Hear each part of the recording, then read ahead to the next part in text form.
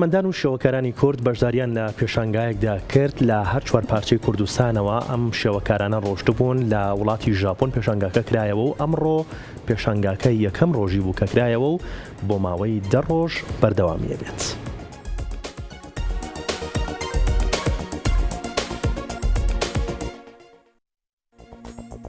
فیستیڤاڵی جالا بێناڵێ لە شاری تۆکیۆ وڵاتی یابان کرایەوە. ئەمڕۆ تیایدا هونەرمەندانی کوردی هەر چوار پارچەی کوردستان بەشداریان تێدا کرد.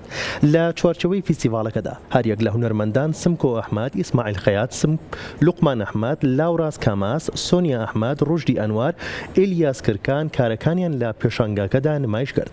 پێشانگاکە لە هۆڵی مۆزەخانەی پلەیەکی ژاپۆن تۆکیۆ مێترۆپۆلیتان ئارت کرایەوە. ئەمڕۆ حەڤەی 6 بۆ ماوەی 10 ڕۆژ بەردەوامە بێت. ئەم فیستیڤاڵە جگەل لە کاری شێوەکاران، پێرفۆرمانس و سیمپۆزیۆم و چەندین چالاکی دیکە لەخۆگرێت.